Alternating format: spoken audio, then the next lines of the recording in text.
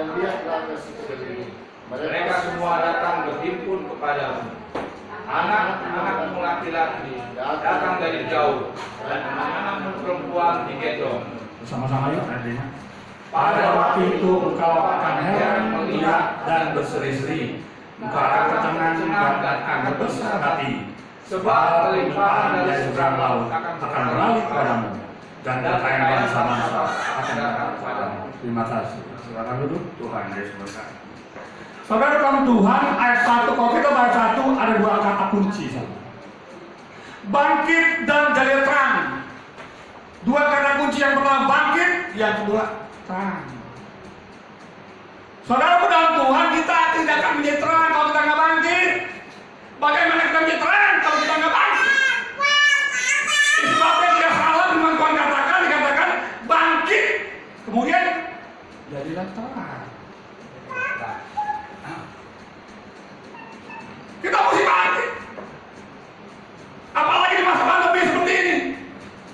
Banyak jiwa-jiwa yang lesu. Kita lihat pandemi dari 20 ke 21. Gereja-gereja dulu sekarang udah ibadah. Dulu tutup, nggak boleh. Ibadah online dan online terus.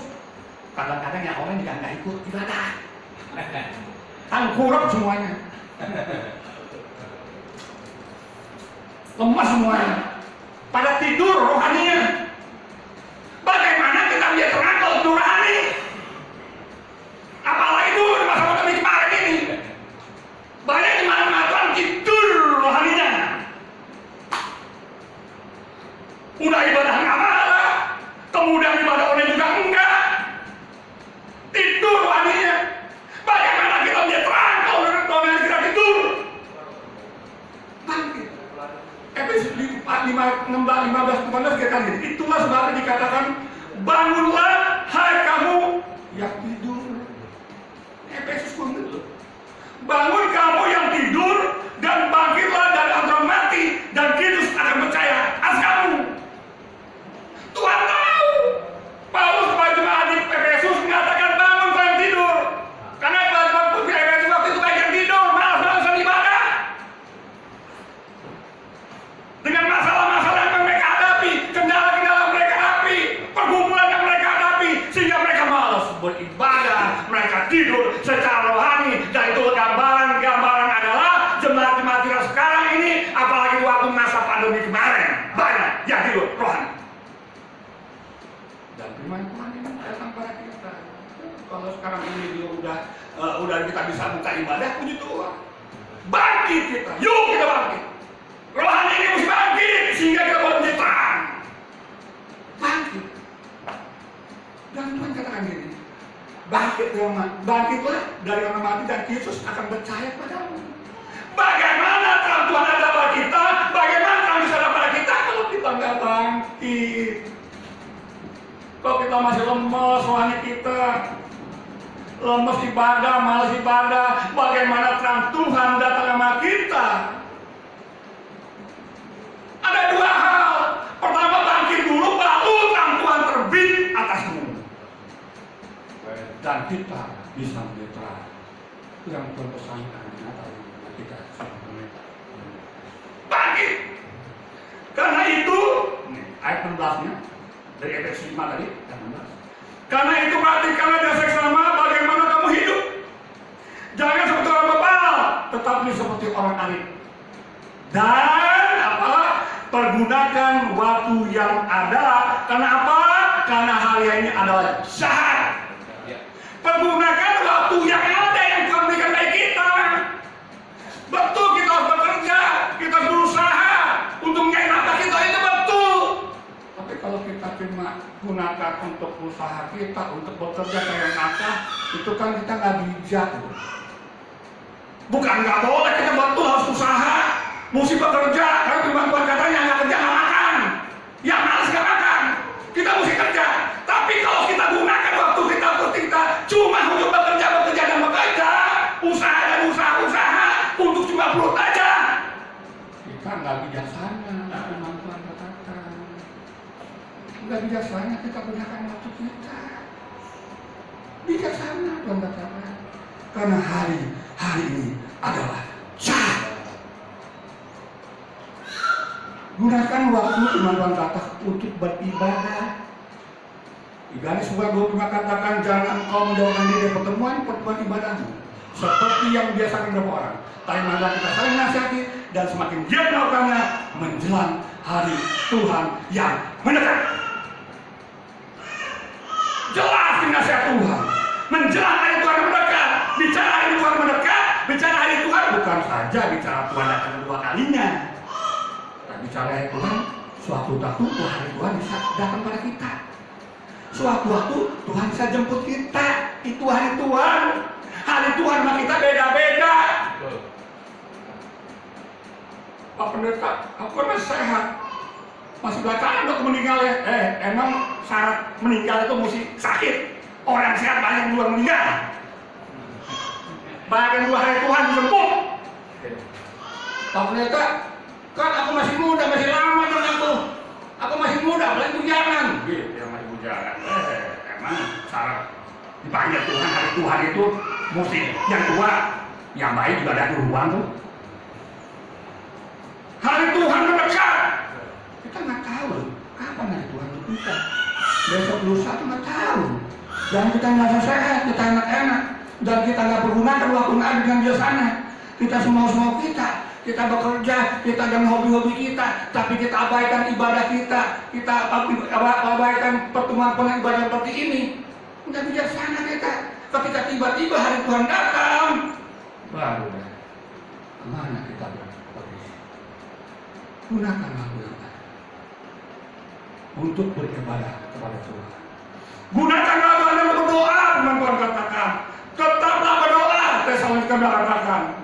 Mazmur 119 katakan, si Daud katakan 7 kali hari sehari aku muji-muji Tuhan. Daud 7 kali sehari memuji-muji Tuhan.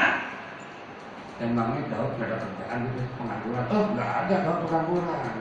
Dari dulu dia gembala kambing domba, itu kerjaan, jobnya itu. Sebelum dia menjadi raja, dia gembala kambing. Itu jobnya, nggak ada. Di situ pun dia katakan 7 kali sehari muji-muji Tuhan sampai dia jadi raja Israel.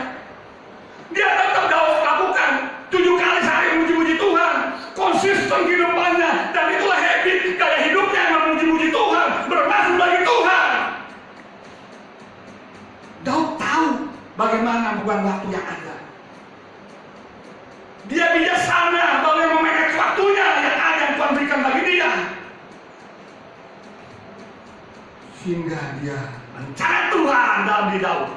Ketika diurapi oleh Tuhan melalui Samuel dengan beberapa raja, karena dia konsisten dalam kehidupannya, dia mampu menggunakan waktu yang ada, maka rencana Tuhan dalam diri Daud itu menjadi kenyataan.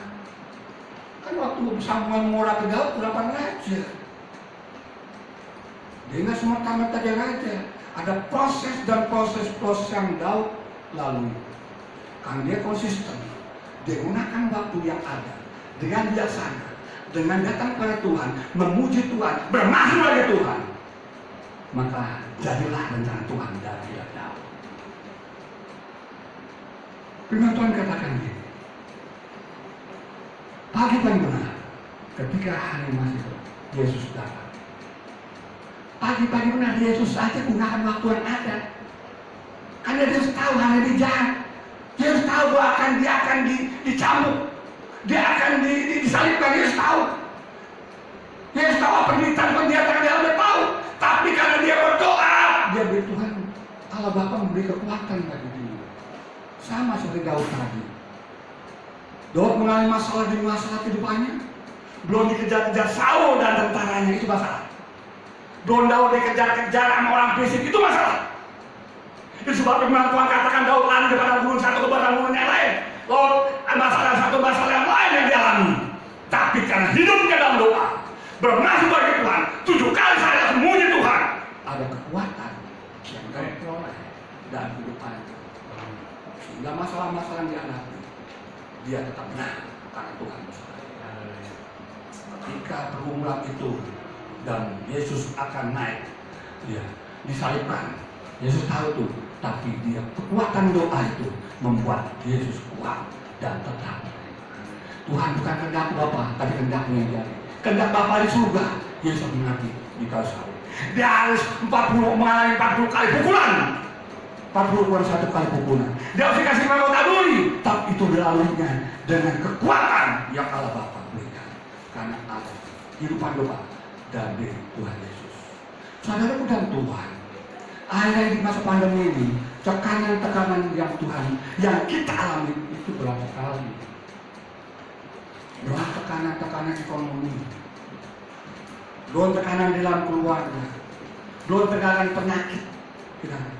Tetapi kalau kita konsisten seperti Daud, 7 kali saya bermasuk bagi Tuhan, datang pada Tuhan, ada kekuatan yang Tuhan berikan dari kita, sehingga kita boleh kemenangan demi kemenangan dalam hidup kita. Pergunakan waktu yang ada untuk apa? Untuk mendengarkan firman Tuhan. Yosua apa dikatakan, jangan kau lupa perkataan kau, tapi renungkan siapa Allah, supaya kau bertindak hati-hati sesuai dengan tulisan. Dengan demikian perjamukan basi dan kau akan runtuh. Kalau kita gunakan waktu yang ada, saudara dan Tuhan, maka keberhasilan dan keberuntungan menjadi milik kita.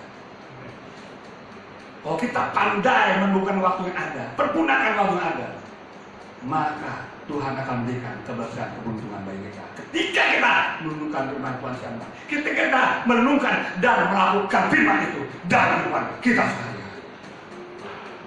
Ini yang pertama, bangkit. Maka kita akan bangkit dari tidur, bangkit dari tidur rohani, bangkit untuk kemuliaan banyak Tuhan. Kalau kita bangkit, kita harus rajin beribadah, gunakan waktu ada, sehingga rohani kita boleh bangkit kembali, dan kita akan terang di dalam kehidupan kita. Yang kedua, bangkit dari apa? Bangkit dari kebiasaan-kebiasaan buruk. Kita mesti bangkit dari kebiasaan buruk kita. Hidup dan mungkin di dalam berlapan, firman Tuhan katakan Roma 12:2, jangan kau samanya serupa dengan dunia ini. Jangan serupa dengan dunia ini. Ini ujung tahun 2021. Kita tinggalkan perbuatan lama. Berubahlah perbuatan budimu, berubah perbuatan budi kita. Memasuki tahun 2022, biar kita ada suatu perubahan yang kita bawa di tahun 2022. Tinggalkan sesuatu yang tidak menggunakan Tuhan 2021, tidak tinggalkan. Jangan kau serupa dengan dunia ini. Yuk kita tinggalkan perbuatan lama, perbuatan dia berkenan Tuhan di 2021, dan kita masuki di tahun 2022 dengan hati yang baru, yang memuliakan Tuhan. Itu yang Tuhan inginkan. Berubah dari kebiasaan lama. Perbuatan daging telah nyata di Galatia 5 katakan. Ada penyuan berarasi, persetujuan iri hati, kepentingan sendiri, kecederaan, hati-hati. Kedengkian, kemabukkan, pesta pora. Ketika kita punya roh pemecah belah, itu juga kedagingan. Ada iri hati, itu juga nggak boleh.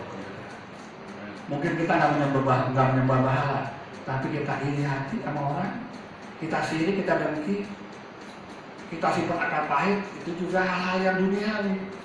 Yuk kita tinggalkan yuk. Hal kita iri hati sama orang, sakit hati sama orang, dengki sama orang. Ini yang Tuhan mau. Tinggalkan kebiasaan-kebiasaan buruk. Tinggalkan yang buruk. Yuk kita bangkit di tahun 2021 akhir ini, untuk kita masuk tahun 2022. Bangkit sehingga tahun 2022 pasti kita akan diterangkan. Banyak jiwa-jiwa datang pada Tuhan. Selanjutnya firman Tuhan katakan, bangkit dari apa? Keputusasaan. Saudara dalam Tuhan, di masa pandemi ini, apalagi hampir 2 tahun ya, nanti baru 2 tahun loh. Ya, banyak yang putus asa, banyak hopeless, pekerjaannya dipecat, banyak yang dipecat pekerjaan, banyak yang usahanya bangkrut, banyak yang gulung tikar, banyak putus asa dari kehidupan ekonomi, belum dengan penyakit yang kita alami, penyakit corona, penyakit yang lainnya, membuat kita putus asa, kita nggak ada harapan. Firman Tuhan di akhir tahun ini, bangkit! Ini waktunya kita bangkit.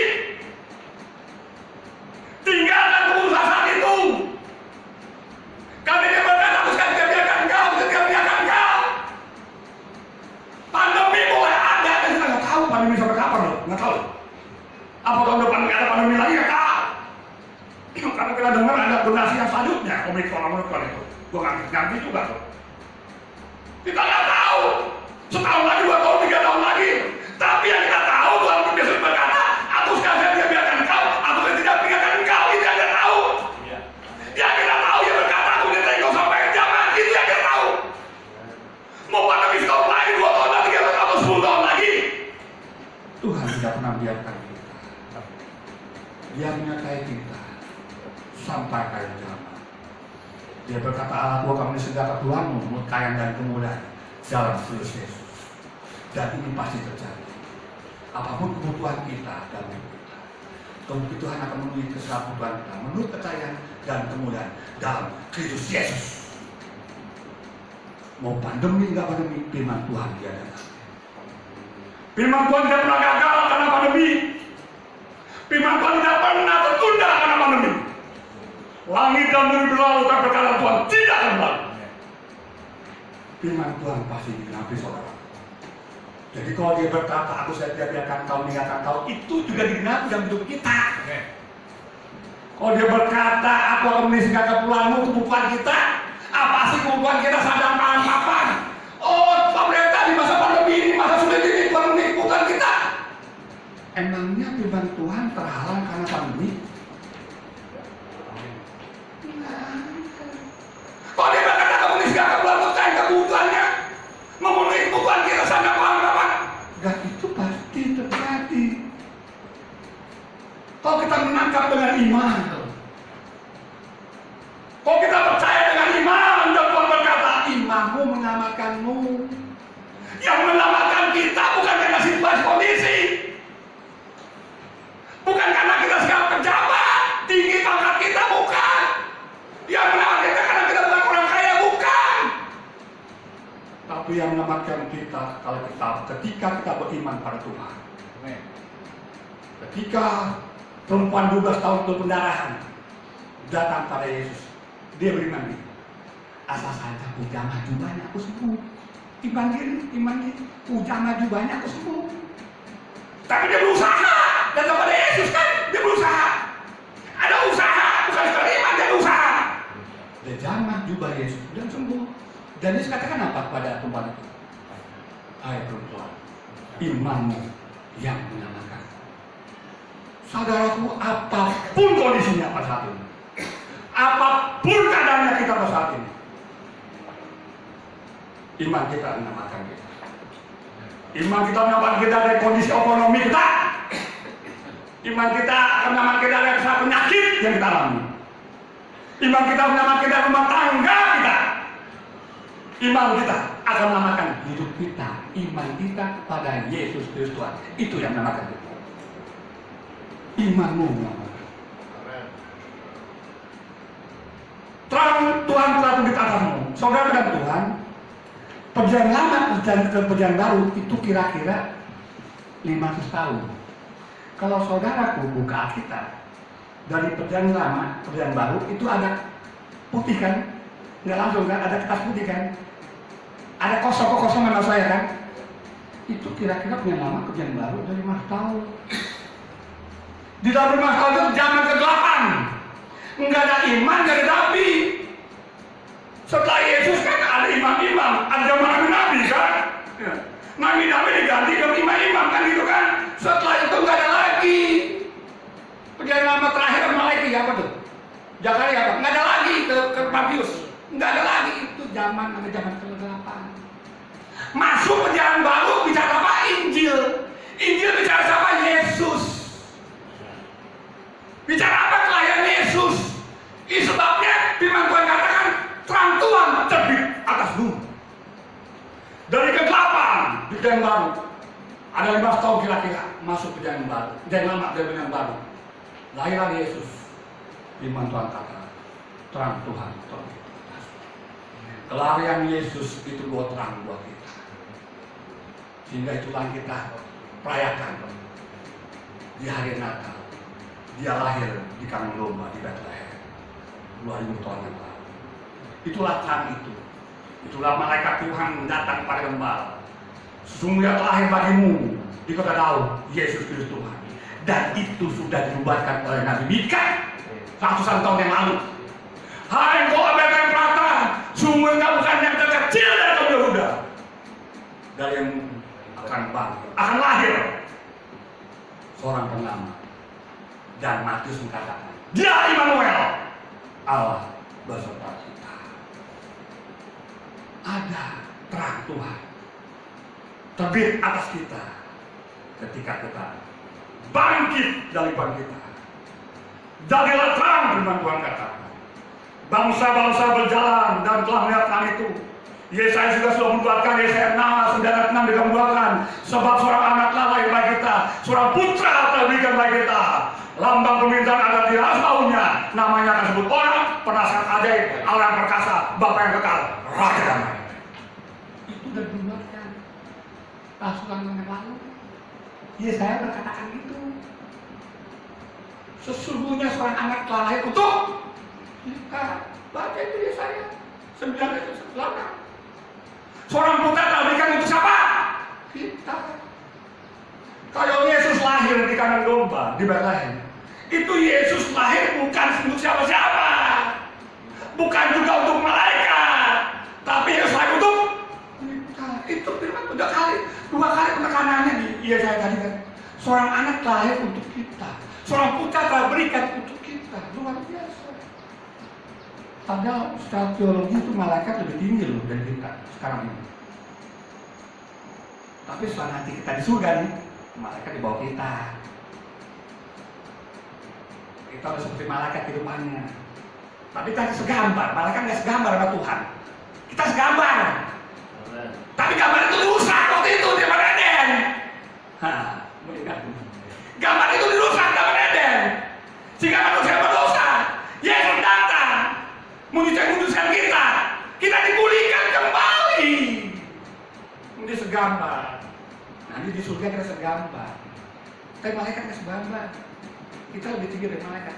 Surga. Tapi firman Tuhan tadi katakan, seorang anak lahir bagimu, seorang putra telah diberikan bagimu.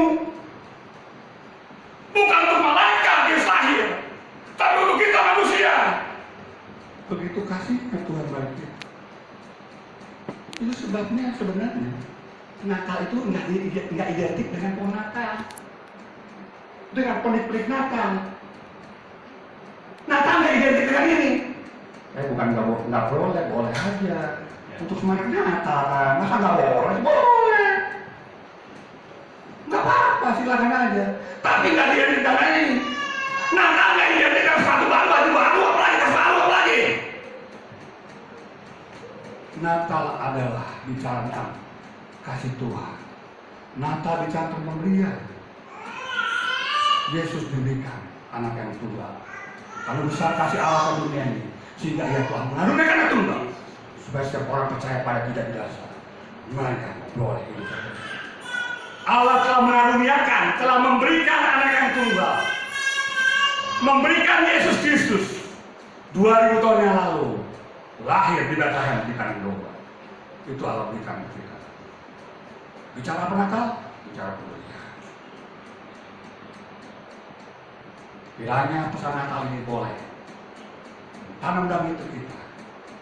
Kita punya hati yang mau memberi kepada sesama, yang mau care kepada sesama, memperhatikan kepada sesama. Natal bukan untuk hura-hura, bukan kebutuhan kesenangan kita. Tapi bagaimana makna Natal itu boleh meresap dalam hidup kita. Kasih Tuhan boleh mengalir dalam hidup kita. Itulah Natal.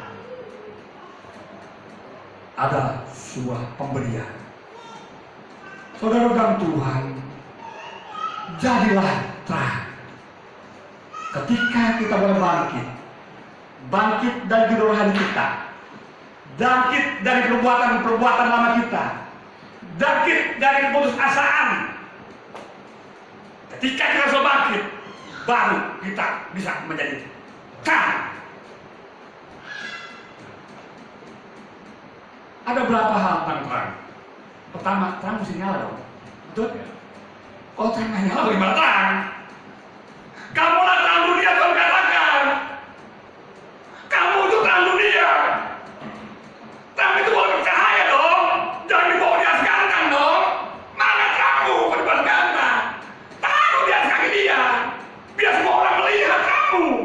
belakang. Doa juga kan gitu kan. Terus kalau lilinnya nyalakan, semuanya nyalakan dia tangga. Enggak ada gunanya.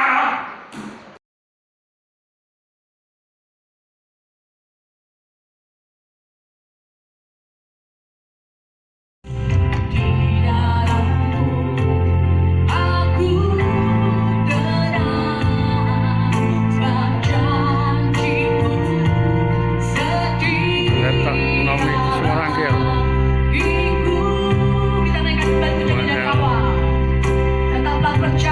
Iya, WL dalam acara retreat Sinode CMC di Camp David.